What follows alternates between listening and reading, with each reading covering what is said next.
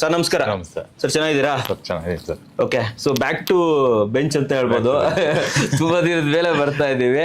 So ಇವಾಗ ತುಂಬಾ ಮಾತಾಡೋದಿದೆ sir, ಒಂದ್ರ ನಂತರ ಒಂದು ತಗೊಂಬರೋಣ, ರೆಗ್ಯುಲರ್ ಆಗಿ ತಗೊಂಬಂದ್ಬಿಡೋಣ. ಸರ್ ಇವತ್ತು ನಾನು ಚೂಸ್ ಮಾಡಿರುವಂತ ಒಂದು ಟಾಪಿಕ್ ಅಂತ ಬಂದ್ರೆ ಸ್ಯಾಂಡ್. ಓಕೆನಾ? ಸೊ ಸ್ಯಾಂಡ್ ಅಂತ ಬಂದಾಗ ನೋಡಿ, ನಮ್ಮ ಊರಲ್ಲಿ ಫಾರ್ ಎಕ್ಸಾಂಪಲ್ ತಗೊಬೇಕಂದ್ರೆ ನಮ್ದು ಈ ಮಲೆನಾಡ್ ಕಡೆ ಇವತ್ತಿಗೂ ಕೂಡ ರಿವರ್ ಸ್ಯಾಂಡ್ ಅನ್ನ ಯೂಸ್ ಮಾಡ್ತಾರೆ. ಅಬ್ವಿಯಸ್ಲಿ ಗೌರ್ಮೆಂಟ್ ರಿವರ್ ಸ್ಯಾಂಡ್ ಅನ್ನ ಬ್ಯಾನ್ ಮಾಡಿದೆ, ಯೂಸ್ ಮಾಡಬಾರ್ದು ಅಂತ ಹೇಳ್ಬಿಟ್ಟು, ಆದ್ರೂ ಎಲ್ಲಿಂದಲೂ ತಂದ್ಬಿಟ್ಟು ಯೂಸ್ ಮಾಡೇ ಮಾಡ್ತಾರೆ.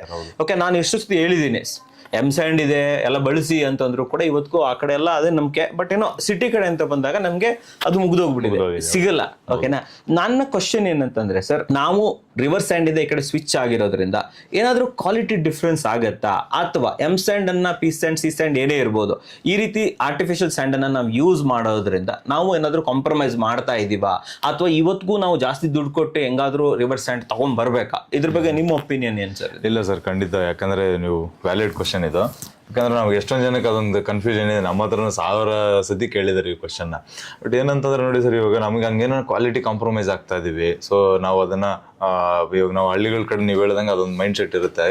ನಮ್ಮ ತಾತ ಕಟ್ಟಿದ ಮನೆ ಮಳ್ಳಲ್ಲಿ ಕಟ್ಟಿದ್ರು ಸ್ಟ್ರಾಂಗ್ ಆಗಿತ್ತು, ಇವಾಗ ಎಮ್ ಸ್ಯಾಂಡಲ್ಲಿ ಕಟ್ಟಿದ್ರೆ ವೀಕ್ ಆಗಿದೆ ಅಂತ ಹೇಳ್ಬಿಟ್ಟು ಅದು ಕಾಮನ್ ಟಾಕ್ಸ್ ಇದ್ದೇ ಇದೆ. ಬಟ್ ನಾವು ಅದನ್ನ ಹಂಗೆ ಮಾಡೋದಾಗಿದ್ರೆ ಸಿಟಿಲಿ ಎಂತೆಂಥ ಟವರ್ಗಳು ಕಟ್ತಾ ಇದೀವಿ. ಸೊ ನಾವು 20 ಫ್ಲೋರ್ 50 ಫ್ಲೋರ್ ಎಲ್ಲ ಹೋಗ್ತಾ ಮಲ್ಟಿ ಸ್ಟೋರೇಜ್ ಬಿಲ್ಡಿಂಗ್ಸ್ ಬರ್ತಾ ಇದೆ. ಸೊ ಅದೆಲ್ಲ ನಡೀತಾ ಇರೋದೇನೆ ಎಮ್ ಸ್ಯಾಂಡ್ ಇದೆ. ಸೊ 201% ಏನಂತಂದ್ರೆ, ಸೊ ನಾವು ರಿವರ್ ಸ್ಯಾಂಡ್ಗೂ ಎಮ್ ಸ್ಯಾಂಡ್ಗೂ ಡಿಫ್ರೆನ್ಸ್ ಅಂತ ಹೇಳ್ಬಿಟ್ಟು ಅಂದ್ರೆ ಕ್ವಾಲಿಟಿ ವೈಸ್ ಆಗ್ಲಿ, ನಾವು ಸ್ಟ್ರೆಂತ್ ವೈಸ್ ಆಗ್ಲಿ ಏನಾರ ಕಡಿಮೆ ಆಗ್ತಾ ಇದೀವಿ ಅಂತಂದ್ರೆ ಅದು 100% ಸುಳ್ಳು ಸರ್. ಅದಂದ್ರೆ ಅದು ನಮ್ದು ಮಿತ್ ಅಷ್ಟೇನೆ. ಸೊ ನಾವೇನಂತಂದ್ರೆ ನಾವು ಅದನ್ನ ಬಿಲೀವ್ ಮಾಡ್ಕೊಂಡ್ಬಿಟ್ಟಿದೀವಿ. ಸೊ ಮರಳಲ್ಲಿ ಕಟ್ಟಿದ್ರೆ ಚೆನ್ನಾಗಿರುತ್ತೆ ಅಂತ ಹೇಳಿ. ಸೊ ಅದು ಹಂಗಲ್ಲ. ಅದು ಯಾಕಂತಂದ್ರೆ ಇನ್ನು ಮರಳಿಗಿನ ಆಕ್ಚುಲ್ ಆಗಿ ಎಮ್ ಸ್ಯಾಂಡ್ ಅಲ್ಲಿ ಚೆನ್ನಾಗಿದೆ, ಬೆಟರ್ ಇದೆ. ಯಾಕಂತಂದ್ರೆ ಸರ್ ಇವಾಗ ನೋಡಿ, ಮರಳು ಹೆಂಗ್ ಆಗ್ತೈತೆ ಅಂತ ಹೇಳಿದ್ರೆ ಅದು ನ್ಯಾಚುರಲಿ ರೆಡಿ ಆಗ್ತಿದೆ ಎಲಿಮೆಂಟ್ ಅಂತ. ಅಂದ್ರೆ ಇವಾಗ ನದಿ ದಂಡೆಯಲ್ಲಿ ಸಿಗ್ತಾ ಇತ್ತು, ಮತ್ತೆ ಎಲ್ಲ ಒಂದು ಕೋಸ್ಟಲ್ ಏರಿಯಾಗಳಲ್ಲಿ ಮಾತ್ರನೇ ಮರಳು ಸಿಗ್ತಾ ಇತ್ತು. ಸೊ ಎಲ್ಲಾ ಕಡೆ ಸಿಗ್ತಾ ಇರ್ಲಿಲ್ಲ. ಅವಾಗ ಏನಾಗೋದು, ಇವಾಗ ನಾವು ಬೆಂಗಳೂರಲ್ಲೇ ಕೇಳಿರ್ತೀವಿ ಒಳ್ಳೆ ನರಸೀಪುರದ ಮರಳು ಅಂದ್ರೆ ಚೆನ್ನಾಗಿದೆ, ಮತ್ತೆ ಬೇರೆ ಬೇರೆ ಲೊಕೇಶನ್, ಇವಾಗ ಮಾಲೂರ್ ಕಡೆಯಿಂದ ಇಟ್ಟಿಗೆ ಹೆಂಗ್ ಚೆನ್ನಾಗಿದೆ ಅಂತೀವಲ್ಲ, ಆ ತರದ್ದು ಬೇರೆ ಬೇರೆ ಕಡೆ ಲೊಕೇಶನ್, ಪರ್ಟಿಕ್ಯುಲರ್ ಲೊಕೇಶನ್ ಮಾತ್ರನೇ ಮರಳು ಚೆನ್ನಾಗಿರೋದು. ಸೊ ಯಾಕದು ಹಂಗಂತ ಇದ್ದಿದ್ದು? ಸೊ ಎಲ್ಲರಿಗೂ ಏನಂತಂದ್ರೆ, ನಾವು ನಾರ್ಮಲ್ ಜನಗಳು ಏನ್ ಅನ್ಕೊಂತ ಇದ್ವಿ ಅಂತಂದ್ರೆ, ಸೊ ಅಲ್ಲಿದು ಮರಳು ಚೆನ್ನಾಗಿದೆ ಅಂತಂದಿದ್ ರೀಸನ್ ಏನಕ್ಕೆ ಅಂತಂದ್ರೆ, ನಮ್ಗೆ ಆಕ್ಚುಲ್ ಆಗಿ ಸೊ ಅಲ್ಲಿ ಒಳ್ಳೆ ಜನಗಳಿದ್ದಾರೆ, ಸೊ ಮೋಸ ಮಾಡಲ್ಲ, ಅದಕ್ಕೆ ಚೆನ್ನಾಗಿದೆ. ಬಟ್ ಅದ್ ಹಂಗಲ್ಲ. ಆಕ್ಚುಲಿ ಏನಂತಂದ್ರೆ ಇಲ್ಲಿ ಯೂಸ್ ಮಾಡೋದಕ್ಕೆ ಗ್ರೇಡಿಂಗ್ಸ್ ಅಂತ ಹೇಳ್ತೀವಿ. ಸೊ ಮರಳು ಹೆಂಗ್ ಡಿಫ್ರೆನ್ಶಿಯೇಟ್ ಆಗೋದು ಅಂತಂದ್ರೆ, ಅದು ಎಷ್ಟು ದಪ್ಪ ಇದೆ, ಎಷ್ಟು ಸಣ್ಣ ಅಂದ್ರೆ ಅದು ಸೈಜಸ್ ಇರುತ್ತೆ, ಹೇಳ್ತಾರೆ ಆ ಸೈಜಸ್. ಸೊ ಜಾಸ್ತಿ ದಪ್ಪ ಬಂತು ಅಂತಂದ್ರೆ ಏನಾಗೋದು ಅಂತಂದ್ರೆ, ಕೆಲಸ ಮಾಡೋದಕ್ಕೆ ಕಷ್ಟ ಆಗೋದು, ಸಿಮೆಂಟ್ ಕನ್ಸಂಪ್ಷನ್ ಜಾಸ್ತಿ ಆಗೋದು. ಅವಾಗ ಜನಗಳೇನೋ ಈ ಲೊಕೇಶನ್ ಇಂದ ಮಳ್ತಂದ್ರೆ ಚೆನ್ನಾಗಿರಲ್ಲ ಅಂದ್ರೆ ಅವರು ಅದಕ್ಕೆ ಏನಕ್ಕೆ ಆಗ್ತದೆ ಅಂತ ಹೇಳ್ಬಿಟ್ಟು ಅಷ್ಟು ಗೊತ್ತಾಗ್ತಾ ಇರಲಿಲ್ಲ. ಅವಾಗ ಏನ್ ಮಾಡ್ತಾ ಇದ್ರು, ಇಲ್ಲ ಈ ಲೊಕೇಶನ್ ಚೆನ್ನಾಗಿಲ್ಲ, ಇವ್ನು ಮಳ್ಳಿ ಚೆನ್ನಾಗಿ ಕೊಡಲ್ಲ ಅಂತ ಹೇಳಿ ಡಿಸೈಡ್ ಆಗೋರು. ಬಟ್ ಇವಾಗ ಎಮ್ ಸ್ಯಾಂಡ್ ಅಲ್ಲಿ ಹೆಂಗಂತಂದ್ರೆ ಸರ್, ನಮ್ಗೆ ನೋಡಿ, ಸೊ ಇದು ನಾವು ಎಲ್ಲೂ ಕೂಡ ನ್ಯಾಚುರಲ್ ಎಲಿಮೆಂಟ್ ಅಲ್ಲ. ಇದು ನಮ್ಗೆ ಏನಂತಂದ್ರೆ, ಇದು ನಮ್ಗೆ ನಾವು ಮ್ಯಾನುಫ್ಯಾಕ್ಚರ್ ಮಾಡೋದು. ಸೊ ಮ್ಯಾನುಫ್ಯಾಕ್ಚರ್ ಸ್ಯಾಂಡ್ ಅಂತಂತ ನಾವು ಇದನ್ನ ಕರೆಯೋದು. ಸೊ ಇದನ್ನ ನಾವು ಮ್ಯಾನುಫ್ಯಾಕ್ಚರ್ ಮಾಡೋದ್ರಿಂದ ನಾವು ಇವಾಗ ಏನ್ ಮಾಡ್ತಾ ಇದೀವಿ ಅಂತ ಹೇಳಿದ್ರೆ, ಸೊ ಪರ್ಟಿಕ್ಯುಲರ್ಲಿ ಯಾವ ಕೆಲಸಕ್ಕೆ ಯಾವ ಸೈಜ್ ಬೇಕು, ಸೊ ಎಷ್ಟು ಥಿಕ್ನೆಸ್ ಎಲ್ಲಿರಬೇಕು, ಪ್ಲಾಸ್ಟಿಂಗ್ ಏನು ಥಿಕ್ನೆಸ್ ಇರಬೇಕು, ಸೊ ಸ್ಟ್ರಕ್ಚರಲ್ ಎಲಿಮೆಂಟ್ಸಿಗೆ ಎಷ್ಟು ಥಿಕ್ನೆಸ್ ಇರಬೇಕು, ಆ್ಯಂಡ್ ಅದ್ರ ಜೊತೆನಲ್ಲಿ ನಾವೀಗ ಮೇಸನ್ರಿ ಮಾಡ್ತೀವಿ ಅಂತಂದ್ರೆ ಎಷ್ಟು ಥಿಕ್ನೆಸ್ ಇರಬೇಕು. ಸೊ ಆ ಲೆವೆಲಲ್ಲಿ ಇವಾಗ ಫೈನ್ ಟ್ಯೂನ್ ಆಗಿ ರೆಡಿ ಆಗ್ತಾ ಇದೆ. ಸೊ ಅದು ಇವಾಗ ಸ್ಯಾಂಡ್ ಕೆಲಸ ಏನಂತಂದ್ರೆ ಸರ್, ನಮಗೆ ನೋ ಮ್ಯಾಟರ್ ವಾಟ್, ಇವಾಗ ನಮಗೆ ಎಮ್ ಸ್ಯಾಂಡ್ ಆದ್ರಾಗಲಿ ರಿವರ್ ಸ್ಯಾಂಡರ್ ಆಗಲಿ, ಸೊ ಅದ್ರ ಕೆಲಸ ಏನು ಫಸ್ಟ್ ಥಿಂಗ್ ಅಂತ ಹೇಳಿದ್ರೆ, ಅದು ನಮಗೆ ವರ್ಕಬಿಲಿಟಿ ಅಂತಂದ್ರೆ, ನಮಗೆ ನೋಡಿ ಬರೀ ಜಲ್ಲಿ ಮತ್ತು ಸಿಮೆಂಟ್ ಎರಡನ್ನು ಮಿಕ್ಸ್ ಮಾಡ್ಕೊಂಡು, ಸೊ ನಾವು ಅದ್ರ ಸ್ಯಾಂಡ್ ಇಲ್ಲ ಅಂತ ಇಟ್ಕೊಳ್ಳಿ, ಅದು ನಮ್ಗೆ ವರ್ಕಬಿಲಿಟಿ ಕ್ಲೀನ್ ಆಗಿ ಬರಲ್ಲ. ಅಂದ್ರೆ ಬರೀ ಜಲ್ಲಿ ತುಂಬ್ಕೊಳ್ಳೋದಕ್ಕೂ ಕಾಂಕ್ರೀಟ್ ತುಂಬೋದಕ್ಕೂ ಕೂಡ ಈಸಿ ಅನ್ಸುತ್ತೆ. ಸೊ ಅದು ನಮ್ಗೆ ಏನು ಪ್ಲೇಸಿಂಗ್ ಆಗ್ಲಿ, ಮತ್ತೆ ಡಿಫ್ರೆಂಟ್ ಶೇಪ್ ಕ್ಯಾಸ್ಟ್ ಆಗೋದಕ್ಕಾಗ್ಲಿ, ಬೀಮ್ಗಳೆಲ್ಲ ಹಿಂಗೆಲ್ಲ ಬಂದಿರುತ್ತೆ. ಸೊ ಇಲ್ಲ ಬಾಟಮ್ ಹಿಂಗೋಗಿರುತ್ತೆ, ಅಲ್ಲೆಲ್ಲ ಹೋಗಿ ಕ್ಲೀನ್ ಆಗಿ ಪ್ಯಾಕ್ ಆಗೋದಕ್ಕೆ ಸೊ ನಮ್ಗೆ ಏನಾಗುತ್ತೆ, ಸ್ಯಾಂಡ್ ಯೂಸ್ ಆಗುತ್ತೆ. ಅಂಡ್ ಆಮೇಲೆ ನಮ್ಗೆ ಏನಂದ್ರೆ ಸ್ಟ್ರೆಂತ್ ರೆಡಿ ಜಾಸ್ತಿ ಮಾಡೋದಕ್ಕೆ, ಮತ್ತೆ ಡ್ಯೂರಬಿಲಿಟಿ ಅಂದ್ರೆ ಜಾಸ್ತಿ ದಿನ ಬಾಳಿಕೆ ಬರೋದಕ್ಕೆ. ಆಮೇಲೆ ನಾವೇನೋ ಟೆಸ್ಟ್ ಮಾಡಿದ್ವಿ, ಇವಾಗ ಕಲ್ಲು, ಇವಾಗ ಡಿಫ್ರೆಂಟ್ ಚಿಕ್ಕ ಕಲ್ಲುಗಳನ್ನೆಲ್ಲಾನು ಸೊ ಹಿಡಿದಿಟ್ಕೊಳ್ಳಕ್ಕೆ ಅಂತ ಹೇಳಿ ಸಿಮೆಂಟ್ ಹಾಕ್ತಾ ಇದೀವಿ. ಸೊ ಅದ್ರ ಜೊತೆನಲ್ಲಿ ಅದ್ರ ಮಧ್ಯದಲ್ಲಿರೋ ಗ್ಯಾಪ್ಗಳನ್ನೆಲ್ಲ ಫಿಲ್ ಮಾಡೋದಕ್ಕಂತ ಹೇಳಿ ಸ್ಯಾಂಡ್ ಯೂಸ್ ಮಾಡ್ತಾ ಇದೀವಿ. ಅವಾಗ ಏನಾಗ್ತಿತ್ತು ಅಂದ್ರೆ ಸರ್, ಇವಾಗ ಫಸ್ಟ್ ಎಲ್ಲ ಏನಾಗ್ತಿತ್ತು, ಎಮ್ ಸ್ಯಾಂಡ್ ಅಂದಿದ ತಕ್ಷಣನೇ ಒಂದ್ ಲೋಡ್ ದೊಡ್ಡ ಗಾಡಿ ಮರಳು ಬಂತಂದ್ರೆ ಅದ್ರಲ್ಲಿ ಯೂಸ್ ಮಾಡೋಣ ಅಂತ ಹೇಳಿ ಮಾಡ್ತಾ ಇದ್ವಿ. ಸೊ ಎಲ್ಲಾ ಕೆಲಸಕ್ಕೂ ಆಲ್ಮೋಸ್ಟ್ ಅದೇ ಯೂಸ್ ಮಾಡ್ತಿದ್ದು. ಸೊ ಏನಾದ್ರು ಸ್ವಲ್ಪ ಜಾಸ್ತಿ ಹಳ್ಳಿಗಳಿತ್ತು ಅಂತಂದ್ರೆ ನಾವು ಸೀವಿಂಗ್ ಮೆಥಡ್ ಅಂತ ಇತ್ತು, ಅಂದ್ರೆ ಜಲ್ಡಿ ಹಿಡಿಯೋದು ಅಂತ, ಜಲ್ಡಿ ಹಿಡಿತಾ ಇದ್ರು, ಒಂದಿಬ್ರು ಲೇಬರ್ ಹಾಕಿ ಜಲ್ದಿ ಹಿಡಿದು ಒಂದ್ ಲೋಡ್ ಬಂತು ಅಂದ್ರೆ ಅರ್ಧ ಲೋಡ್ ವೇಸ್ಟೇಜ್, ಅರ್ಧ ಲೋಡ್ ಮಾತ್ರ ಸ್ಯಾಂಡ್. ಬಟ್ ಇವಾಗ ಏನಾಗಿದೆ ಅಂತಂದ್ರೆ ಅದು ಯಾವ್ದೂ ಕೂಡ ಇಲ್ಲ. ಇವಾಗ ಏನಾಗಿದೆ ಅಂತಂದ್ರೆ ಸರ್, ಪರ್ಟಿಕ್ಯುಲರ್ಲಿ ಸೊ ನಮ್ಗೆ ಗೊತ್ತಾಗಿದೆ, ಸೊ ಅವೇರ್ನೆಸ್ ಬಂದಿದೆ. ಸೊ ಬಾಂಡಿಂಗ್ ಯಾವ್ದ್ರಲ್ಲಿದೆ, ಸೊ ಬಾಂಡಿಂಗ್ ಅಂತಂತಂದ್ರೆ ನಮಗೆ ಎಕ್ಸಾಕ್ಟ್ಲಿ ಸಿಮೆಂಟ್ಗೆ ಎಷ್ಟು ಬಾಂಡಿಂಗ್ ಬೇಕು, ಅದಾದ್ಮೇಲೆ ಪ್ಲಾಸ್ಟಿಂಗ್ ಎಷ್ಟು ಬಾಂಡಿಂಗ್ ಬೇಕು, ಆದ್ಮೇಲೆ ಸ್ಟ್ರಕ್ಚರಲ್ ಎಲಿಮೆಂಟಿಗೆ ಎಷ್ಟು ಬಾಂಡಿಂಗ್ ಬೇಕಾಗುತ್ತೆ. ಸೊ ಇದನ್ನೆಲ್ಲಾನು ಕೂಡ ನಾವು ಪ್ಲಾನ್ ಮಾಡಿಕೊಂಡು, ಸೊ ಇವಾಗ ಏನಾಗಿದೆ ಅಂತಂದ್ರೆ ಸರ್, ಇವಾಗ ಅವಾಗೇನಕ್ಕಿಂತ ಕನ್ಸ್ಟ್ರಕ್ಷನ್ ಕ್ವಾಲಿಟಿ ಜಾಸ್ತಿ ಆಗಿದೆ ಸರ್. ಯಾಕಂದ್ರೆ ನೋಡಿ ನಮ್ಗೆ ಇವಾಗ ಅವಾಗ ಎಲ್ಲದಕ್ಕೂ ಒಂದೇ ತರನೇ ಯೂಸ್ ಮಾಡ್ತಾ ಇದೀವಿ ಮ್ಯಾಕ್ಸಿಮಮ್. ಸೊ ಇವಾಗ ಏನಾಗಿದೆ, ಸೊ ಎಲ್ಲ ಪಾರ್ಟ್ಗೂ ಕೂಡ ಡಿಫ್ರೆಂಟ್ ಮೆಟೀರಿಯಲ್ಸ್ ರೆಡಿ ಆಗಿರೋದ್ರಿಂದ ಮಾರ್ಕೆಟ್ ಅಲ್ಲಿ, ಸೊ ನಮ್ಗೇನು ಪ್ರಾಬ್ಲಮ್ ಇಲ್ಲ. ಸೊ ಇದು technically proven, 200% proven. Any engineer ಕೇಳಿದ್ರು ಇವತ್ತು ಕೂಡ ಎಮ್ ಸ್ಯಾಂಡ್ ಇಸ್ ಬೆಟರ್ ಅಂತ ಹೇಳ್ತಾರೆ. ಬಟ್ ನಾವೇನ್ ಅನ್ಕೊಂಡಿದೀವಿ ಇನ್ನವರೆಗೂ ಕೂಡ, ಬಟ್ ಹಂಗಂತ ನಾವು ನಾರ್ಮಲ್ ಸ್ಯಾಂಡ್ ತಪ್ಪು ಅಂತಂತಲ್ಲ, ಬಟ್ ನಾರ್ಮಲ್ ಸ್ಯಾಂಡ್ ಕೂಡ ಚೆನ್ನಾಗಿರ್ಬೇಕು ಅಂತಂದ್ರೆ ಅದ್ರೊಳಗಡೆ ಸಿಲ್ಟ್ ಇಲ್ದಿರಂಗೆ, ಸೊ ಫಿಲ್ಟರ್ ಮಳ್ಳ ಆಗ್ದಿರಂಗೆ. ಎಷ್ಟೊಂದ್ ಜನ ಬರೀ ಫಿಲ್ಟರ್ ಹೊಡೆದ್ಬಿಟ್ಟು ಮಳ್ ತಂದಿರ್ತಾರೆ, ಮಡ್ ಮಿಕ್ಸ್ ಆಗಿರುತ್ತೆ. ನಾನು ಕೇಳಿದ್ದೀನಿ ಆ ತರದ್ ಏನಾರ ಆಗಿಲ್ಲ ಅಂತಂದ್ರೆ ರಿವರ್ಸ್ ಸ್ಯಾಂಡ್ ಚೆನ್ನಾಗಿರುತ್ತೆ. ಬಟ್ ಇವಾಗ ನಮ್ಗೆ ಆಕ್ಚುಲಿ ಈಸಿ ಮೆಥಡ್ ಅಲ್ಲಿ ಅವೈಲೇಬಲ್ ಇದೆ ಮಾರ್ಕೆಟ್ ಅಲ್ಲಿ. ಸೊ ಹಂಗಾಗಿ ನಾವು ಎಮ್ ಸ್ಯಾಂಡ್ ಯೂಸ್ ಮಾಡೋದ್ರಿಂದ ಏನು ಪ್ರಾಬ್ಲಮ್ ಇಲ್ಲ, ಕ್ವಾಲಿಟಿನೂ ಕಾಂಪ್ರಮೈಸ್ ಆಗಲ್ಲ, ಯಾವ್ದನ್ನು ಕೂಡ. ಇಲ್ಲಿ ವೀಕ್ಷಕರಿಗೆ ಒಂದು ವಿಚಾರ ಹೇಳಕ್ ಇಷ್ಟಪಡ್ತೀನಿ. ಆಕ್ಚುಲಿ ಸ್ಯಾಂಡ್ ಅನ್ನ ರಿವರ್ಸ್ ಸ್ಯಾಂಡ್ ಅಲ್ಲಿ ಯೂಸ್ ಮಾಡೋದು ಆಕ್ಚುಲಿ ಪ್ರಕೃತಿಗೂ ಚೆನ್ನಾಗಿಲ್ಲ. It's not good for environment. ಅದಕ್ಕೋಸ್ಕರನೇ ಗವರ್ಮೆಂಟ್ ಅವ್ರು ಅದನ್ನ ಬ್ಯಾನ್ ಮಾಡಿ. ಇವಾಗ ಹೆಂಗಂದ್ರೆ ಸರ್, ಇದು ನಮ್ ಪೆಟ್ರೋಲ್ ತರ, ಅದು ನಮ್ಗೆ ಎಷ್ಟ್ ದಿನ ಆಗುತ್ತೋ ಅಷ್ಟ್ ದಿನ ಆಗಿದ್ದಾದ್ಮೇಲೆ ಮತ್ತೆ ಸಿಗಲ್ಲ. ಅವಾಗ ಏನಾಗುತ್ತೆ, ಕನ್ಸ್ಟ್ರಕ್ಷನ್ಗಳು ಎಲ್ಲಾನು ಏನಾಗುತ್ತೆ, ಆಮೇಲೆ ಇಲ್ಲ ಜಾಸ್ತಿ ದುಡ್ಡು ಯಾರು ಕೊಡ್ತಾರೋ ಅವ್ರಿಗೆ ಸಿಗುತ್ತೆ, ಇಲ್ಲ ಅಂತಂದ್ರೆ ಅದ್ರಲ್ಲಿ ಚೀಟಿಂಗ್ಗಳು ಸ್ಟಾರ್ಟ್ ಆಗುತ್ತೆ. ಬಟ್ ಇವಾಗ ಏನಾಗಿದೆ, ನಾರ್ಮಲ್ ನಾವು ಗ್ರಾನೈಟ್ಸ್ ಬಂಡೆಗಳನ್ನೆಲ್ಲ ಕ್ರಶ್ ಮಾಡೋದ್ರಿಂದ ಬರೋಂತ ಪಾರ್ಟಿಕಲ್ ತಗೊಂಡಿರೋದ್ರಿಂದ ಈ 200% ನಮಗೆ ಕಾಸ್ಟ್ ಎಫೆಕ್ಟಿವ್ ಆಗಿದೆ ಸರ್. ಎಫೆಕ್ಟಿವ್ ಆಗುತ್ತೆ ಅಂತ ಹೇಳ್ತಾರೆ. ಅಂದ್ರೆ ನಾನು ಇಲ್ಲಿ ಹೇಳಿದ್ರಿ ನೀವು ಕ್ರಶ್ ಮಾಡಿ ಮಾಡ್ತೀರಾ ಅಂತಂದ್ರಲ್ಲ, ಬೇಸಿಕಲಿ ಎಮ್ ಸ್ಯಾಂಡ್ ರೆಡಿ ಆಗೋದು ಯಾವ ಸ್ಟೋನ್ ಇಂದ ರೆಡಿ ಆಗುತ್ತೆ ಸರ್ ಇದು? ಸರ್ ಏನಂತಂದ್ರೆ ಹಾರ್ಡ್ ಸ್ಟೋನ್ಸ್, ಇವಾಗ ಬಂಡೆಗಳು ಅದೆಲ್ಲ ಇವಾಗ ಕ್ರಷರ್ ಅಲ್ಲಿ ಏನ್ ಯೂಸ್ ಮಾಡ್ತೀವಲ್ಲ, ಚಿಕ್ಕ ಬಂಡೆಗಳದೆಲ್ಲ, ಸೊ ಕ್ರಷರ್ ಅಲ್ಲೇನೆ ಇದು ರೆಡಿ ಆಗುತ್ತೆ ಸರ್. ಅಂದ್ರೆ ಇವಾಗ ಕ್ರಷರ್ ಅಲ್ಲಿ ಹೆಂಗ್ ರೆಡಿ ಆಗುತ್ತೆ ಅಂತ ಹೇಳಿದ್ರೆ, ನೋಡಿ ಫಸ್ಟ್ 40 mm ಜಲ್ಲಿ, 20 mm ಜಲ್ಲಿ ಅಂತ ಹೇಳಿ ಅಗ್ರಿಗೇಟ್ಸ್ ರೆಡಿ ಆಗುತ್ತಲ್ಲ. ಸೊ ಆ ರೆಡಿ ಆಗಿದ್ದಾದ್ಮೇಲೆ ಏನಾಗುತ್ತೆ ಅಂದ್ರೆ ಮತ್ತೆ ಫೈನ್ ಪಾರ್ಟಿಕಲ್ ಆಗಿ ನಮ್ಗೆ ಇವಾಗ ಎಮ್ ಸ್ಯಾಂಡ್ ಮ್ಯಾನುಫ್ಯಾಕ್ಚರ್ ಮಾಡ್ತೀವಿ ಅಂತ ಇಟ್ಕೊಳ್ಳಿ. ಎಮ್ ಸ್ಯಾಂಡ್ಗೆ ಮತ್ತೆ ಏನು ನಮಗೆ 2.36 mm ಅಂದ್ರೆ ಒಂದು ಇಷ್ಟು ಪಾರ್ಟಿಕಲ್ ತರ ಇರುತ್ತೆ. ಸೊ ಆ ಸೈಜ್ಗೆ ಎಲ್ಲಾನು ಕ್ರಶ್ ಮಾಡ್ಬಿಡ್ತಾರೆ. ಸೊ ಒಂದ್ ಕಲ್ಲು ಇಷ್ಟು ದೊಡ್ಡದು ಕಲ್ಲು ಹಾಕಿದ್ವಿ ಅಂತ ಇಟ್ಕೊಳ್ಳಿ. ಆ ಕಲ್ಲು ಹಾಕಿದ್ವಿ ಅಂತಂದ್ರೆ ಅದೇ ಎಕ್ಸಾಕ್ಟ್ ಸೈಜ್ಗೆ ಕ್ರಶ್ ಆಗುತ್ತೆ. ಸೊ ಒಂದ್ ದಪ್ಪ ಆಗೋದು, ಒಂದ್ ಸಣ್ಣ ಆಗೋದು ಅದೆಲ್ಲ ಏನಾಗಲ್ಲ.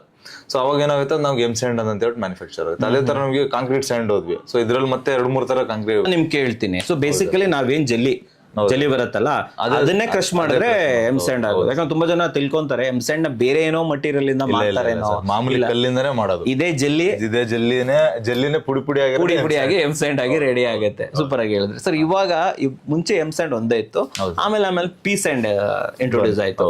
ಇವಾಗ ಸಿ ಸ್ಯಾಂಡ್ ಇಂಟ್ರೊಡ್ಯೂಸ್ ಆಗಿದೆ.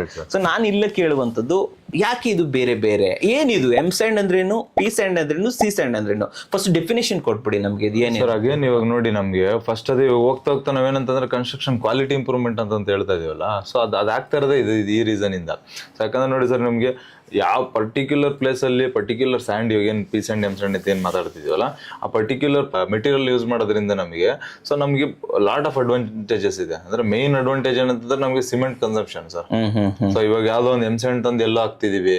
ಸೊ ಫಸ್ಟ್ ಎಲ್ಲ ಏನಂದ್ರೆ ಎಮ್ ಸ್ಯಾಂಡ್ ಇಂಟ್ರೊಡ್ಯೂಸ್ ಆಗಿದ ತಕ್ಷಣ ಬರೀ ಎಮ್ ಸ್ಯಾಂಡ್ ಮಾತ್ರನೇ ಮಾಡ್ತಾ ಇದ್ವಿ, ಅದೊಂದನೇ ಯೂಸ್ ಮಾಡ್ತಾ ಇದ್ವಿ. ಅದಾದ್ಮೇಲೆ ಸ್ವಲ್ಪ ಹೋಗ್ತಾ ಏನಾಯ್ತು ಅಂತಂದ್ರೆ, ಸೊ ಅದನ್ನ ಆಮೇಲೆ ಇವಾಗ ನಾವು ಪ್ಲಾಸ್ಟಿಂಗ್ ಅಲ್ಲಿ ಏನ್ ಮಾಡ್ತಾ ಇದ್ವಿ ಅಂತಂದ್ರೆ, ಸ್ವಲ್ಪ ನೈಸ್ ಮರಳು ಅಂತ ಕರಿತಾ ಇದ್ವಿ. ಸೊ ನಾರ್ಮಲ್ ಮರಳು ಮತ್ತೆ ನೈಸ್ ಮರಳು ಅಂತ ಹೇಳ್ಬಿಟ್ಟು ಕರಿತಾ ಇದ್ವಿ. ಸೊ ಅದು ಅದೇ ತರನೇ ಇದ್ರಲ್ಲಿ ಏನ್ ಮಾಡಿದ್ರು, ಪ್ಲಾಸ್ಟಿಂಗ್ ಅಲ್ಲೂ ಕೂಡ ಸೊ ಪಿ ಸ್ಯಾಂಡ್ ಅಂತ ಹೇಳ್ಬಿಟ್ಟು ಇಂಟಿಗ್ರೇಟ್ ಆಯ್ತು. ಬಟ್ ಅದಾದ್ಮೇಲೆ ಇವಾಗ ನೀವು ಹೇಳ್ದಂಗೆ ಹೊಸದಾಗಿ ಸಿ ಸ್ಯಾಂಡ್ ಅಂತ ಹೇಳ್ಬಿಟ್ಟು ಒಂದು 2-3 years ಮುಂಚೆಯಿಂದ ನಮ್ಗೆ ಇವಾಗ ಸಿ ಸ್ಯಾಂಡ್ ಅಂತ ಹೇಳ್ಬಿಟ್ಟು ಇಂಟಿಗ್ರೇಟ್ ಆಗೈತೆ. ಸೊ ಇದೇನಕ್ಕೆ ಅಂತಂದ್ರೆ ಸರ್, ಎಕ್ಸಾಕ್ಟ್ಲಿ ಫಸ್ಟ್ ಥಿಂಗ್ ಏನಂತಂದ್ರೆ ನಮಗೆ ಸ್ಟ್ರೆಂತ್ ನ ಇಂಪ್ರೂವ್ಮೆಂಟ್ ಮಾಡೋದಕ್ಕೆ ಅಂತಂದ್ರೆ, ಇವಾಗ ನೋಡಿ ಕಾಂಕ್ರೀಟ್ ಒಳಗಡೆ ಅಂದ್ರೆ ಸ್ಟ್ರಕ್ಚರಲ್ ಎಲಿಮೆಂಟ್ ಎಲ್ಲ ಅಂದ್ರೆ, ಫಾರ್ ಎಕ್ಸಾಂಪಲ್ ನಾವೀಗ ಕಾಲಮ್ ಕ್ಯಾಶ್ ಮಾಡ್ತೀವಿ, ಫೂಟಿಂಗು ಮತ್ತೆ ಸ್ಲ್ಯಾಬ್ ಎಲ್ಲ ಹಾಕ್ತೀವಿ ಅಂತ ಇಟ್ಕೊಳ್ಳಿ. ಸೊ ಅಲ್ಲಿಗೆ ಯಾವ ತರ ಬೇಕಾಗಿತ್ತು, ಸೊ ಅಲ್ಲಿ ಯಾವ ತರ ಬೇಕಾಗಿತ್ತು ಅಂತ ಹೇಳಿದ್ರೆ, ನಮಗೆ ಇವಾಗ ಎಮ್ ಸ್ಯಾಂಡ್ ಏನ್ ಶೇಪ್ ಇದೆಯಲ್ಲ ಸರ್, ಅದು ಕೂಡ ಗುಡ್ ಕ್ವಾಲಿಟಿನೇ. ಸೊ ಕಾಂಕ್ರೀಟ್ ಯೂಸ್ ಮಾಡಂಗಿಲ್ಲ ಅಂತೆಲ್ಲ ಯೂಸ್ ಮಾಡ್ಬೋದು. ಬಟ್ ಇನ್ನ ಎಕ್ಸಲೆಂಟ್ ಹೆಂಗ್ ಮಾಡ್ಬೋದು, ಇನ್ನ ಚೆನ್ನಾಗಿ ಹೆಂಗ್ ಮಾಡ್ಬೋದು, ಅವಾಗ ಇನ್ವೈಟ್ ಆಗಿರೋದು ಸಿ ಸ್ಯಾಂಡ್. ಇದೇನಂದ್ರೆ ಅದಕ್ಕೆ ಒಂದು ಸ್ವಲ್ಪ ಲೈಟರ್ ಒಂದ್ ಚೂರ್ ದಪ್ಪ ಇರುತ್ತೆ ಅಂಡ್ ಆಮೇಲೆ ಇದಕ್ಕೆ ಸ್ವಲ್ಪ ಸಿಲ್ಟ್ ಕಂಟೆಂಟ್ ಕಡಿಮೆ ಇರುತ್ತೆ ಅಂಡ್ ಸ್ವಲ್ಪ ರಫ್ ಜಾಸ್ತಿ ಇರುತ್ತೆ ಅಂತ ಹೇಳ್ಬೋದು. ಸೊ ಇದೇನಾಗುತ್ತೆ ಅಂತಂದ್ರೆ ಕಾಂಕ್ರೀಟ್ ಗೆ ಇವಾಗ ಆಂಗ್ಯುಲರ್ ಶೇಪ್ಸ್ ಎಲ್ಲ ಬೇರೆ ಬೇರೆ ಇರುತ್ತಲ್ಲ, ಸೊ ಇವಾಗ ಆಂಗ್ಯುಲರ್ ಶೇಪ್ಸ್ ಬೇರೆ ಬೇರೆ ಇದ್ದಾಗ ಏನಾಗುತ್ತೆ ಎಲ್ಲಾ ಕಡೆ ಹೋಗಿ ಕ್ಲೀನ್ ಆಗಿ ಪ್ಯಾಕ್ ಆಗಿ ಸ್ಟಾರ್ಟ್ ಆಯ್ತು.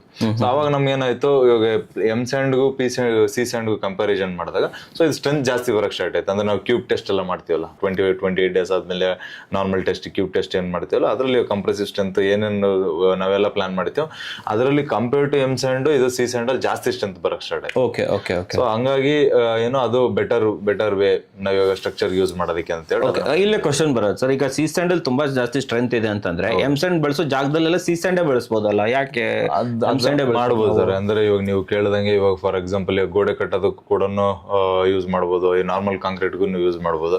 ಬಟ್ ನಮ್ಗೆ ಏನ್ ಪ್ರಾಬ್ಲಮ್ ಏನಾಗುತ್ತೆ ಅಂದ್ರೆ ಇವಾಗ ನೋಡಿ ಪ್ರೈಸಿಂಗ್ ಬಂದು ನಮಗೆ ಮೇಜರ್ ಪ್ರಾಬ್ಲಮ್ ಆಗೋದು ಏನಂತಂದ್ರೆ ಇವಾಗ ಟನ್ನೇಜ್ ಬಂದ್ಬಿಟ್ಟು ನಮಗೆ ಎಂ ಸ್ಯಾಂಡ್ ಬಂದ್ಬಿಟ್ಟು ನಮ್ಗೆ ಒಂದು 750 ರೂಪಾಯಿ 800 ರೂಪಾಯಿ ಆಯ್ತಂತ. ಎಂ ಸ್ಯಾಂಡ್ 750 ರಿಂದ 800 ರೂಪಾಯಿ. ಸೊ ಸಿ ಸ್ಯಾಂಡ್ ನಮ್ಗೆ ಅದಕ್ಕೆ 150-200 ರೂಪಾಯಿ ಜಾಸ್ತಿ ಇರುತ್ತೆ. ಸಿ ಸ್ಯಾಂಡ್ ಯಾಕಂದ್ರೆ ಇನ್ನೂ ಸ್ವಲ್ಪ ಡಿಫ್ರೆಂಟ್ ಆಗಿ ಮ್ಯಾನುಫ್ಯಾಕ್ಚರ್ ಆಗಿರುತ್ತೆ, ಆಮೇಲೆ ಅದು ಜಾಸ್ತಿ ಸಪ್ಲೈ ಹೋಗಲ್ಲ. ಸೊ ಅವಾಗ ಏನಾಗುತ್ತೆ ನಮ್ಗೆ ಓವರ್ ಆಲ್ ಎಲ್ಲ ಕನ್ಸ್ಟ್ರಕ್ಷನ್ ಅದೇ ಯೂಸ್ ಮಾಡಿದ್ವಿ ಅಂತ ಹೇಳಿದ್ರೆ ನಮ್ಗೆ ಸ್ವಲ್ಪ ಪ್ರೈಸಿಂಗ್ ಜಾಸ್ತಿ ಆಗುತ್ತೆ. ಇದೊಂದು ಆಮೇಲೆ ಎಷ್ಟು ಜನ ಯೋಚನೆ ಮಾಡ್ಬೋದು, ಏನ್ ತುಂಬಾ ಡಿಫ್ರೆನ್ಸ್ ಏನಾಗಲ್ಲ ನಮ್ಗೆ ತುಂಬಾ ಬಟ್ ಏನಾದ್ರೆ ಆಕ್ಚುಲಿ ರಿಕ್ವೈರ್ಮೆಂಟ್ ಇಲ್ಲ, ಬೇಕಾಗಿಲ್ಲ. ಏನಕ್ಕಂತಂದ್ರೆ ನೋಡಿ ಸರ್ ನಮಗೆ ಮೇಸನ್ರಿ ವರ್ಕ್ ಆಗ್ಬೋದು, ಮತ್ತೆ ಗೋಡೆ ಕಟ್ಟೋದಾಗ್ಬೋದು, ಆಮೇಲೆ ಪಾಯ ಕಟ್ಟೋದಾಗ್ಬೋದು, ಇದ್ರಲ್ಲೆಲ್ಲ ಆಮೇಲೆ ನಾರ್ಮಲ್ ಕೆಳಗಡೆ ಫೂಟಿಂಗ್ ಕಾಂಕ್ರೀಟ್ ಎಲ್ಲ ಹಾಕ್ತೀವಿ ನೋಡಿ. ಅಂದ್ರೆ ಫೂಟಿಂಗ್ ಕಾಂಕ್ರೀಟ್ ಅಂದ್ರೆ PCC ಹಾಕೋದು, ಅಂದ್ರೆ ದಬ್ಜಲ್ಲಿ ಕಾಂಕ್ರೀಟ್ ಫ್ಲಾಟ್ ಮಾಡೋದು, ಇಂಥದಕ್ಕೆಲ್ಲ ನಾವು ಎಂ ಸ್ಯಾಂಡ್ ಪ್ರಿಫರಬಲಿ ಬೆಸ್ಟ್. ಏನಕ್ಕೆ ನೋಡಿ ಸರ್, ಇವಾಗ ನಮ್ಗೆ ಇದ್ರದ್ದು ಕ್ಯಾರೆಕ್ಟರಿಸ್ಟಿಕ್ ಇರೋದೇನು ಏರ್ ವೈಟ್ಸ್ ನ ಪ್ಯಾಕ್ ಆಗ್ಲಿ ಅಂತ ಅನ್ನೋದು. ಸೊ ಇವಾಗ ನಾವು ಗೋಡೆ ಕಟ್ಟಬೇಕಾದ್ರೆ ಬ್ಲಾಕ್ ಗೆ ಏರ್ ವೈಟ್ಸ್ ಎಲ್ಲೂ ಬರಲ್ಲ, ಅದೇ ಬರೀ ಎಂ ಸ್ಯಾಂಡ್ ಮತ್ತೆ ಸಿಮೆಂಟ್ ಎರಡೇ ಮಿಕ್ಸ್ ಆಗೋದು. ಸೊ ಅದು ನಮ್ಗೆ ಪೇಸ್ಟ್ ತರ ರೆಡಿ ಆಗುತ್ತೆ, ಅದ್ರೊಳಗಡೆ ಕಲ್ಲು ಗ್ಯಾಪ್ಸ್ ಅಂತ ಬರಲ್ಲ. ಹಾಗಾಗಿ ಅಲ್ಲಿ ಸಿ ಸ್ಯಾಂಡ್ ಬೇಕಾಗಿಲ್ಲ ನಮಗೆ. ಆಮೇಲೆ ನಮ್ಗೆ ಜಾಸ್ತಿ ರಫ್ ಇತ್ತಂದ್ರೆ ಕಟ್ಟಕ್ಕೂ ಸ್ವಲ್ಪ ಕಷ್ಟ, ಸ್ವಲ್ಪ ಇದೇನಂದ್ರೆ ಸ್ವಲ್ಪ ಸ್ಟಿಕ್ಕಿ ಆಗತ್ತೆ, ಅಂದ್ರೆ ಸ್ವಲ್ಪ ಗ್ರಿಪ್ ಆಗಿ ಹಿಡ್ಕೊಳತ್ತೆ. ಯಾವ್ದು ಬ್ಲಾಕ್ ವರ್ಕ್ ಮಾಡ್ಕೊಂಡು ಹೋದ್ವಿ ಇಲ್ಲ ಬ್ರಿಕ್ ವರ್ಕ್ ಮಾಡ್ಕೊಂಡು ಹೋದ್ವಿ ಅಂತಂದ್ರೆ. ಸೊ ಹಂಗಾಗಿ ನಮ್ಗೆ ಮೇಸನ್ರಿ ವರ್ಕ್ ಎಲ್ಲದಕ್ಕೂ ಕೂಡ ಎಂ ಸ್ಯಾಂಡ್ ಯೂಸ್ ಮಾಡ್ಕೊಂಡು, ಸೊ ಸ್ಟ್ರಕ್ಚರಲ್ ವರ್ಕಿಗೆ ಅಂದ್ರೆ ಕಾಂಕ್ರೀಟ್ ವರ್ಕಿಗೆ ಎಲ್ಲದಕ್ಕೂ ಕೂಡ ನಾವು ಕಾಂಕ್ರೀಟ್ ಸ್ಯಾಂಡ್ ಯೂಸ್ ಮಾಡ್ಬೋದು, ಸಿ ಸ್ಯಾಂಡ್ ಅನ್ನ ಯೂಸ್ ಮಾಡಬಹುದು. ಇಲ್ಲೇ ಬರೋದು P sand. What is P sand? Sir P sand ಅಂತಂದ್ರೆ ಅಗೇನ್ ಇದೆರಡಕ್ಕೂ ಕೂಡ ನೆಕ್ಸ್ಟ್ ಲೆವೆಲ್ ಅಂತ ಹೇಳ್ಬೋದು. ಅಂದ್ರೆ ಇದೇನಂತಂದ್ರೆ ಸೊ ಇದು ತುಂಬಾ ಸಣ್ಣಕ್ಕಿರುತ್ತೆ. ಸೊ ಸೈಜ್ ವೈಸ್ ಪಿ ಅಂದ್ರೇನೆ ಪ್ಲಾಸ್ಟರಿಂಗ್ ಅಂತ, ಸಿ ಅಂದ್ರೆ ಕಾಂಕ್ರೀಟ್ ಗೆ ಎಂ ಅಂದ್ರೆ ಮ್ಯಾನುಫ್ಯಾಕ್ಚರ್ಡ್ ಮೇಸನ್ರಿಗೆ ಅಂತಂತೂ ಈಗ ಮೇಸನ್ರಿಗೆ ಅಂತ ಮೇಸನ್ರಿ ಸ್ಯಾಂಡ್ ಅಂತ ಕರಿಬಹುದು. ಸರಿ ಓಕೆ. ಸೊ ಆಟೋಮೆಟಿಕ್ ಆಗಿ ನಮ್ಗೆ ಗೊತ್ತಾಗ್ಬಿಡುತ್ತೆ. ಸೊ ಪೀ ಸ್ಯಾಂಡ್ ಅಂತಂದ್ರೆ ಸರ್ ನಮಗೆ ಇದು ಫೈನ್ ಪಾರ್ಟಿಕಲ್ ಏನೋ ತುಂಬಾ ತಿನ್ನಾಗಿರುತ್ತೆ. ಸೊ ಇದನ್ನ ಏನಕ್ಕೆ ಅಂತಂದ್ರೆ ಇವಾಗ ಪ್ಲಾಸ್ಟಿಂಗ್ ಎಲ್ಲರೂ ಕೂಡ ಯೂಸ್ ಮಾಡ್ತೀವಿ. ಸೊ ಮೇನ್ ಥಿಂಗ್ ನೋಡಿ ಸರ್, ನಾವು ಪ್ಲಾಸ್ಟಿಂಗ್ ಮಾಡೋ ಪರ್ಪಸ್ ಬಂದ್ಬಿಟ್ಟು ಏನಂತ ನಮಗೆ ಫಿನಿಶಿಂಗ್ ನೀಟಾಗಿರ್ಬೇಕು. ಸೊ ಫಸ್ಟ್ ಎಲ್ಲ ಪ್ಲಾಸ್ಟಿಂಗ್ ಇರ್ತಾ ಇರ್ಲಿಲ್ಲ, ಅಂದ್ರೆ ಹಂಗಂಗೆ ಬ್ಲಾಕ್ ವರ್ಕ್ ಆಗಿದ್ರೆ ಸಾಕನಾಗಿರ್ತಾ ಇತ್ತು. ಇವಾಗ ಪ್ಲಾಸ್ಟಿಂಗ್ ಬಂದಿದೀವಿ, ಪ್ಲಾಸ್ಟಿಂಗ್ ಮೇಲೆ ಎಂ ಸ್ಯಾಂಡ್ ಅಲ್ಲೂ ಪ್ಲಾಸ್ಟಿಂಗ್ ಮಾಡಬಹುದು. ಎಷ್ಟೊಂದ್ ಜನ ಅನ್ಕೊಂಡವ್ರೆ ಎಂ ಸ್ಯಾಂಡ್ ಅಲ್ಲಿ ಪ್ಲಾಸ್ಟಿಂಗ್ ಮಾಡಕ್. ಹೌದು ಸರ್, ಡೌಟ್ ಅನ್ಕೊಂಡೆ ಎಂ ಸ್ಯಾಂಡ್ ತಂದ್ಬಿಟ್ಟು ಪ್ಲಾಸ್ಟಿಂಗ್ ಮಾಡಬಹುದು ಅಂದ್ರೆ ಅಷ್ಟು ಫಿನಿಶಿಂಗ್ ಬರಲ್ಲ, ಓನ್ಲಿ ಫಿನಿಶಿಂಗ್ ಮಾತ್ರ ಡಿಫರೆನ್ಸ್ ಬರಲ್ಲ. ಹೌದು. ಆಮೇಲೆ ನಮ್ಗೆ ಏನಂದ್ರೆ ಮೆಟೀರಿಯಲ್ ಜಾಸ್ತಿ ವೇಸ್ಟ್ ಆಗುತ್ತೆ. ಅಂದ್ರೆ ಒಂದ್ ಗೋಡೆ ಮಾಡೋದಕ್ಕೆ ಏನ್ ಟೈಮ್ ತಗೊಳುತ್ತಲ್ಲ. ಸೊ ಅದೇ ಪ್ಲಾಸ್ಟಿಂಗ್ ಸ್ಯಾಂಡಲ್ ಮಾಡೋನು 2 ಗೋಡೆ ಮಾಡೋ ಒಬ್ಬ ಮೇಸನ್ನು, ಸೊ ಅದು ನಾರ್ಮಲ್ ಎಂ ಸ್ಯಾಂಡಲ್ ಮಾಡೋದಂದ್ರೆ ಒಂದಿನಕ್ಕೆ ಒಂದೇ ಗೋಡೆನೆ ಮಾಡಬೇಕು. ಯಾಕಂದ್ರೆ ಜಾಸ್ತಿ ಉಜ್ಜಿ ಅದರಲ್ಲಿ ಆಳುಗಳೆಲ್ಲ ತೆಗಿಬೇಕು. ಆಮೇಲೆ ತುಂಬಾ ರಫ್ನೆಸ್ ಬಂದ್ಬಿಟ್ಟು ಇಲ್ಲಿ ಉಳ್ಸಕ್ ಹೋದ್ರೆ ಅಲ್ಲಿ ಖರ್ಚಾಗುತ್ತೆ ಅಲ್ವಾ? ಇದು ಇಂಪಾರ್ಟೆಂಟ್. ಆಮೇಲೆ ಫಿನಿಶಿಂಗ್ ನೀಟಾಗಿ ಬರಲ್ಲ. ಹಂಗಾಗಿ ನಾವು ಏನಂದ್ರೆ ಪ್ಲಾಸ್ಟಿಂಗ್ ಸ್ಯಾಂಡ್ ನ ಪ್ಲಾಸ್ಟಿಂಗ್ ಅಂತ ಯೂಸ್ ಮಾಡ್ಬೇಕಾಗತ್ತೆ. ಫಿನಿಶಿಂಗ್ ನೀಟಾಗಿ ಬರುತ್ತೆ, ಥಿಕ್ನೆಸ್ ತುಂಬಾ ಫೈನ್ ಆಗಿರೋದ್ರಿಂದ. ಸೊ ನಮ್ಗೆ ಏನಂತಂದ್ರೆ ಏನೋ ಜಾಸ್ತಿ ಸಿಲ್ಟ್ ಕಂಟೆಂಟ್ ಕೂಡ ಕಮ್ಮಿ ಇರ್ತದೆ, ಅಂದ್ರೆ ಪ್ಯೂರ್ ಆಗಿರುತ್ತೆ ಅಂತ ಹೇಳ್ಬೋದು. ಪ್ರೈಸಿಂಗ್ ವೈಸ್ ಅಷ್ಟೇ, ನೀವು ಎಂ ಸ್ಯಾಂಡ್ ನಮಗೆ 750 ರೂಪಾಯಿ 800 ರೂಪಾಯಿ ಸಿಕ್ಕಿದ್ರೆ ಇದು 1100 ರಿಂದ 1150 1200 ರೂಪಾಯಿ ಗಂಟ ಹೊರಟೋಗ್ಬಿಡುತ್ತೆ. ಇದು ಸೊ ಆಲ್ಮೋಸ್ಟ್ 500 ರೂಪೀಸ್ ಜಾಸ್ತಿ ಇದೆ. 500 ರೂಪೀಸ್ ಆಲ್ಮೋಸ್ಟ್ ನಮಗೆ ಇದಕ್ಕೆ ಕಂಪೇರ್ ಮಾಡಿದ್ರೆ ಹತ್ರ ನಮ್ಗೆ ಒಂದು 70% ರೇಟ್ ಜಾಸ್ತಿ ರೇಟ್ ಆಗಿಬಿಡುತ್ತೆ. ಓಕೆ ಸರ್, ಇಲ್ಲೊಂದು ಪೀ ಸ್ಯಾಂಡ್ ಅಂತ ಬಂದಾಗ ತುಂಬಾ ಜನ ಡಬಲ್ ವಾಶ್, ಟ್ರಿಪಲ್ ವಾಶ್ ಈ ತರ ಎಲ್ಲ ಕೇಳ್ತಾರೆ. ಅದು ವೀಕ್ಷಕರಿಗೆ ಗೊತ್ತಿರೋದಿಲ್ಲ. ಏನಿದು wash, triple wash, double wash? Sir ಏನಿಲ್ಲ, ಇದೆಲ್ಲ ವಾಶ್ ಅಂತ ಬಂದಿದ ತಕ್ಷಣ ನಮ್ಗೆ ಏನಂತಂದ್ರೆ ಅದು ಎಷ್ಟು ವಾಶ್ ಆಗಿದೆ ಏನಾಗಿದೆ ಅಂತ ಹೇಳಿ ನಾವ್ ಯಾಕೆ ಐಡೆಂಟಿಫೈ ಮಾಡಕ್ ಹೋಗ್ತೀವಿ ಅಂತಂದ್ರೆ, ಸೊ ಮೈನ್ ಥಿಂಗ್ ಅದರಲ್ಲಿರೋ ಸಿಲ್ಟ್ ಕಂಟೆಂಟ್, ಅಂದ್ರೆ ಅದ್ರೊಳಗಡೆ ಡಸ್ಟ್ ಎಷ್ಟಿದೆ. ಸೊ ಡಸ್ಟ್ ನಾವು ತೆಗಿಯೋದು ಮೈನ್ ರೀಸನ್ ಈ ವಾಷಿಂಗ್. ಯಾಕೆ ತೆಗಿಬೇಕು ಡಸ್ಟ್? ಇರ್ಲಿ ಬಿಡಿ. ಅಂದ್ರೆ ಇರ್ಬೋದು ಅಂತಂದ್ರೆ ಸರ್, ಇವಾಗ ನೋಡಿ ನಮಗೆ ಇವಾಗ ಸಿಲ್ಟ್ ಡಸ್ಟ್ ಪಾರ್ಟಿಕಲ್ ಜಾಸ್ತಿ ಆಗೋಯ್ತು ಅಂತಂದ್ರೆ ನಮ್ಗೆ ಏನಾಗುತ್ತೆ, ಕಾಂಕ್ರೀಟ್ ಸ್ಟ್ರೆಂತ್ ಕಡಿಮೆ ಆಗ್ಬಿಡುತ್ತೆ. ಡಸ್ಟ್ ಇಂದ ಕಾಂಕ್ರೀಟ್ ಸ್ಟ್ರೆಂತ್ ಕಮ್ಮಿ ಆಗುತ್ತೆ. ಕಡಿಮೆ ಆಗ್ಬಿಡುತ್ತೆ. ಬ್ಲಾಕ್ ವರ್ಕ್ ಮಾಡ್ತೀವಿ ಅಂದ್ರೆ ಅದಕ್ಕೆ ಸ್ಟ್ರೆಂತ್ ಕಮ್ಮಿ ಆಗುತ್ತೆ. ಅಂದ್ರೆ ಅದ್ರೊಳಗಡೆ ಅನ್ವಾಂಟೆಡ್ ಪಾರ್ಟಿಕಲ್ ಅದು. ಸೊ ಡಸ್ಟ್ ಅನ್ನೋದು ಅನ್ವಾಂಟೆಡ್ ಪಾರ್ಟಿಕಲ್ ಅದೇನಂತಂದ್ರೆ ಅದಕ್ಕೆ ಅದೇನು ಇವಾಗ ವ್ಯಾಲ್ಯೂ ಆಡ್ ಏನು ಮಾಡಲ್ಲ ಅದು. ಸೊ ಹಂಗಾಗಿ ನಮ್ಗೆ ಏನಂತಂದ್ರೆ ಈಗ ಮರಳಲ್ಲೂ ಅಷ್ಟೇನೆ, ಬರೀ ಇವಾಗ ಎಮ್ಸ್ಯಾಂಡಲ್ ಅಷ್ಟೇ ಅಲ್ಲ, ಮರಳಲ್ಲೂ ಯೂಸ್ ಮಾಡ್ಬೇಕಾದ್ರೂ ಕೂಡ ಅದರಲ್ಲೂ ಕೂಡ ಸ್ವಲ್ಪ ಮಡ್ ಕಂಟೆಂಟ್ ಅಂತ ಹೇಳ್ತಾರೆ. ಇದು ಸೇಮ್ ಅದೇ ತರ ಅಲ್ಲಿ ಮಡ್ಡಿದಂಗೆ ಇಲ್ಲಿ ಡಸ್ಟ್ ಇರಬಾರ್ದು ಅಂತ. ಡಸ್ಟ್ ಇರಬಾರ್ದು. ಡಸ್ಟ್ ಏನಾದ್ರು ನಮ್ಗೆ ಇವಾಗ ನಾರ್ಮಲ್ ಇವಾಗ ಕ್ಯಾಲ್ಕುಲೇಷನ್ ಪ್ರಕಾರ ನಮ್ಗೆ ಲೆಸ್ ದನ್ 3% ಇರಬೇಕು. ಸೊ ಯಾವ್ದ್ರಲ್ಲಿ ಇವಾಗ ನಾವು ಹೈಯರ್ ಸ್ಟ್ಯಾಂಡರ್ಡ್ ಪ್ರಕಾರ ಮಾತಾಡೋದಾದ್ರೆ ಸೊ ಎಲ್ಲಾದ್ರಲ್ಲೂ ಕೂಡ ಲೆಸ್ ದನ್ 3% ಇರ್ಬೇಕು. ಸೊ ಕೆಲವೊಂದ್ ಕಡೆ ಏನಾಗ್ಬಿಡುತ್ತೆ, ಅದು ಇವಾಗ ಆ ವಾಶ್ ಆ 3% ಯಾವಾಗ ಅರೈವ್ ಆಗ್ತದೆ ಅಂತಂದ್ರೆ ಆಫ್ಟರ್ ಸೆಕೆಂಡ್ ವಾಶ್ ಮಾಡ್ಬೇಕು. ಅಂದ್ರೆ ಡಿಫ್ರೆಂಟ್ ಮೆಥಡ್ಸ್ ಇದೆ ಸರ್ ಅದರಲ್ಲಿ. ವಾಶ್ ಅಂತಂದ್ರೆ ಏರ್ ಫಿಲ್ಟರ್ ವಾಶಸ್ ಇರುತ್ತೆ. ಸೊ ಅಂದ್ರೆ ವಾಶ್ ಅಂದ ತಕ್ಷಣ ಕುತ್ಕೊಂಡು ತೊಳೆಯಲ್ಲ. ಮತ್ತೆ ಹೆಂಗ್ ವಾಶ್ ಮಾಡ್ತಾರೆ ಅದು? ಅಂದ್ರೆ ಅದು ಡಿಫ್ರೆಂಟ್ ಪ್ರೋಸೆಸ್ ಇದೆ. ಸೊ ಅದು ಏನಂತಂದ್ರೆ ಅದ್ರಲ್ಲಿ ಡಸ್ಟ್ ಪಾರ್ಟಿಕಲ್ ರಿಮೂವ್ ಮಾಡಕ್ ಮೆಥಡ್ಸ್ ಅದು. ಜಸ್ಟ್ ಏನಂತ ಹೇಳಿದ್ರೆ ನಮಗೆ ಸಿಲ್ಟ್ ನ ತೆಗಿಯೋದಕ್ಕೆ ಅಂತ ಹೇಳಿ ನಮ್ಗೆ 2 ಸತಿ ಇವಾಗ ನೋಡಿ ಇವಾಗ ಏರ್ ವಾಶ್ ಮಾಡೋದು ಅಂತ ಇಟ್ಕೊಳ್ಳಿ, ಡಸ್ಟ್ ಆಚೆ ಹೋಗ್ಬಿಡುತ್ತೆ. ಯಾಕಂದ್ರೆ ಲೂಸ್ ವೈಟ್ ಇರಲ್ವಲ್ಲ, ಅದಕ್ಕೆ ಡಸ್ಟ್ ಎಲ್ಲ ಕ್ಲಿಯರ್ ಆಗುತ್ತೆ. ಅವಾಗ ನಮ್ಗೆ ಕ್ವಾಲಿಟಿ ಚೆನ್ನಾಗಿ ಹೋಗುತ್ತೆ.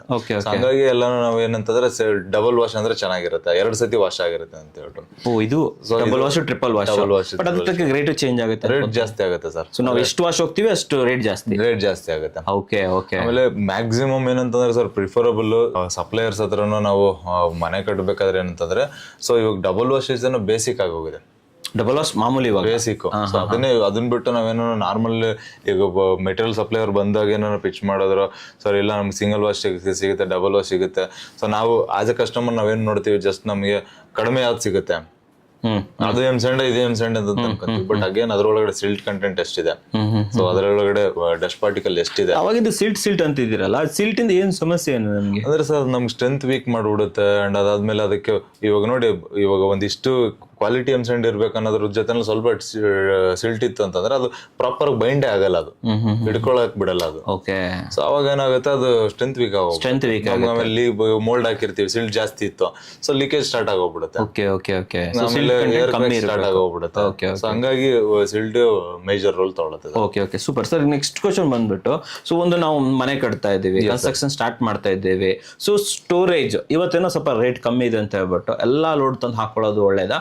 ಆ ಸಮಯಕ್ಕೆ ತಕ್ಕಾಗಿ ನಾವು ತಂದು ಸ್ಟೋರ್ ಮಾಡ್ಕೊಳ್ಳೋದು ಪ್ರಾಪರ್? ಯಾವ್ದೇ ಇರ್ಬೋದು, ಎಮ್ಸ್ಯಾಂಡ್, ಪಿ ಸ್ಯಾಂಡ್. ಸರ್ ಅದ್ರಲ್ಲಿ ಏನಂತ ಹೇಳಿದ್ರೆ ನೋಡಿ ಸರ್, ಒಂದೇ ಸತಿ ತಂದು ಸ್ಟೋರ್ ಮಾಡೋದು ಕೂಡ ನನ್ನ ಪ್ರಕಾರ it is not preferably okay. ಯಾಕಂತಂದ್ರೆ ನಾನು ಯಾಕೆ ಬೇಡ ಅಂತೀನಿ ಅಂತ ಹೇಳಿದ್ರೆ, ಸೊ ಅದು ತುಂಬಾ ಲಾಟ್ ಒಂದೇ ಸತಿ ಹಾಕಿದ್ವಿ ಅಂತ ಇಟ್ಕೊಳ್ಳಿ, ಸೊ ನಮಗೆ ಸ್ಪೇಸ್ ಒಂದು ಆಕ್ಯುಪೈ ಆಗ್ಬಿಡುತ್ತೆ. ಆಮೇಲೆ ಅದೇನಾಗುತ್ತೆ ಅಂತ ಹೇಳಿದ್ರೆ, ಸೊ ನಮಗೆ ಯೂಸ್ ಮಾಡ್ತಾ ಏನಾಗ್ತಾರೆ, ವೇಸ್ಟೇಜ್ ಜಾಸ್ತಿ ದಿನ ಒಂದೇ ಕಡೆ ಡಂಪ್ ಆಡ್ತಾರೆ. ಸೊ ಲೇಯರ್ ಜಾಸ್ತಿ ದಪ್ಪಕ್ಕೆ ಬೆಳ್ಕೊಳ್ಳುತ್ತೆ, ಕೆಳಗಡೆ ಎಷ್ಟು ಅಗ್ಲಿಕ್ಕೆ ಇರುತ್ತೆ. ಸೊ ಒಂದೇ ಲೋಡಲ್ಲಿ ಹಾಕೊಂಡು ಯೂಸ್ ಮಾಡ್ತಾ ಇದೀವಿ ಅಂತ ಇಟ್ಕೊಳ್ಳಿ, ಸೊ ಅವಾಗ ನಮ್ಗೆ ಏನಾಗುತ್ತೆ, ಅಷ್ಟು ಮಾತ್ರನೇ ವೇಸ್ಟೇಜ್ ಬರುತ್ತೆ. ಸೊ ಅಗ್ಲಕ್ಕೆಲ್ಲ ಬಿಡಿದ್ವಿ ಅಂದ್ರೆ ಎಲ್ಲಾ ಕಡೆನೂ ವೇಸ್ಟೇಜ್, ಕೆಳಗಡೆ ವೇಸ್ಟೇಜ್ ಜಾಸ್ತಿ ಪರ್ಸೆಂಟೇಜ್ ಮಣ್ಣು ಜೊತೆ ಮಿಕ್ಸ್ ಆಗುತ್ತೆ. ಇಲ್ಲೇನು ನಾವು ಒಂದೇ ಸತಿ ರೇಟಲ್ಲಿ ತೊಗೊಂಬರಕಂತ ಹೋಗ್ತೀವಿ, ಅದ್ರಲ್ಲಿ ಆಟೋಮೆಟಿಕ್ ಆಗಿ ಹೋಗ್ಬಿಡುತ್ತೆ. ಆಮೇಲೆ ನಮ್ಗೆ ಏನಾಗುತ್ತೆ ಅಂದ್ರೆ ಸರ್, ಅದು ಜಾಸ್ತಿ ಒಣಗಿನೂ ಕೂಡ ಎಮ್ಸ್ಯಾಂಡ್ ಕೂಡ ಸ್ವಲ್ಪ ಅಂದ್ರೆ ಅದರಿಂದ ಕ್ವಾಲಿಟಿ ಚೇಂಜ್ ಆಗುತ್ತೆ ಅನ್ನೋದಕ್ಕಿಂತ ಸ್ವಲ್ಪ ಹಾರ್ಡನ್ ಆಗಕ್ಕೆ ಸ್ಟಾರ್ಟ್ ಆಗುತ್ತೆ. ಸೊ ಸ್ವಲ್ಪ ಅದು ಏನೋ ಕ್ವಾಲಿಟಿ ಕಡಿಮೆ ಆಯ್ತು ಅನ್ನೋ ಅಂತ ಅಂದ್ರೆ ಅದು ಯೂಶಲಿ ಆಗಿರಲ್ಲ, ಬಟ್ ನಮ್ಗೆ ನೋಡೋದಕ್ಕೆ ಹಂಗೆ ಅನ್ಸಕ್ ಸ್ಟಾರ್ಟ್ ಆಗುತ್ತೆ. ನಿಮ್ ಪ್ರಕಾರ ಮ್ಯಾನುಫ್ಯಾಕ್ಚರ್ ಆಗ್ಬೇಕು, ಇದಕ್ಕೆ ಯಾರ್ಡ್ ಬರ್ಬೇಕು, ನಮಗ್ ಬರ್ಬೇಕು, ಕಂಟಿನ್ಯೂ ತಿರುಗಾಟ, ಫ್ರೆಶ್ ಮೆಟೀರಿಯಲ್ ಬರ್ಬೇಕು. ಯಾವತ್ತೋ ಹಾಕೊಂಡಿರೋದು ಯೂಸ್ ಮಾಡೋದು ಬೇಡ. ಅದಂಗೆ ಸೆಟ್ಲ್ ಆಗಿತ್ತು, ಗಟ್ಟಿ ಆಗಿತ್ತು ಅಂತಂದ್ರೆ ಅದರೊಳಗಡೆ ಎಲ್ಲ ಉಂಡೆ ತರ ಆಗಕ್ಕೆ ಸ್ಟಾರ್ಟ್ ಆಗುತ್ತೆ. ಅದೆಲ್ಲ ನಮ್ಗೆ ಏನಂದ್ರೆ ಸ್ಟ್ರೆಂತ್ ವೀಕ್ ಆಗ್ಬಿಡುತ್ತೆ. ಹಾಗಾಗಿ ನಾವು 1 or 2 ಲೋಡ್ಸ್ ಅದ್ರಲ್ಲಿ ನಮ್ಗೆ ಆಮೇಲೆ ಒಂದೇ ಸತಿ ತಗೊಳ್ಳೋದಿರೋದಕ್ಕೂ ಸೊ ರೇಟ್ ಡಿಫ್ರೆನ್ಸ್ ಅಂತ ಹೋಗ್ತೀವಿ ಅಂತಂದ್ರೆ ನಮಗೆ ಸೊ ಏನು ಮಚ್ ಡಿಫ್ರೆನ್ಸ್ ಏನಾಗಲ್ಲ. ಸೊ ಯಾಕಂತಂದ್ರೆ ನಾವು ಎಮ್ಸ್ಯಾಂಡ್ ಪಿ ತುಂಬಾ ವೇರಿ ಆಗಲ್ಲ. ಸ್ಟೀಲ್ ರೇಟ್ ಆಗುತ್ತೆ ಗೊತ್ತಾ, ಇವತ್ತು 5 ರೂಪಾಯಿ ನಾಳೆ 10 ರೂಪಾಯಿ ಹಂಗೇನಾಗಲ್ಲ. ಸ್ಯಾಂಡ್ ರೇಟ್ ಅಲ್ಲಿ ಯಾವತ್ತು ವೇರಿ ಆಗಲ್ಲ. ಆಲ್ಮೋಸ್ಟ್ ಒಂದು 5-6 ವರ್ಷದಿಂದನೂ ಅಷ್ಟೇ ಐತೆ, ಹಂಗೆ ಇದೆ. ಇದೇ ರೇಟ್ 700 ಏನೋ ಒಂದು 50 ರೂಪಾಯಿ ಜಾಸ್ತಿ ಆಗುತ್ತೆ, 50 ರೂಪಾಯಿ ಕಮ್ಮಿ ಆಗುತ್ತೆ, ಅಷ್ಟು ಬಿಟ್ರೆ ಏನು ತುಂಬಾ ವೇರಿ ತೊಂದರೆ ಇಲ್ಲ ಅಂತ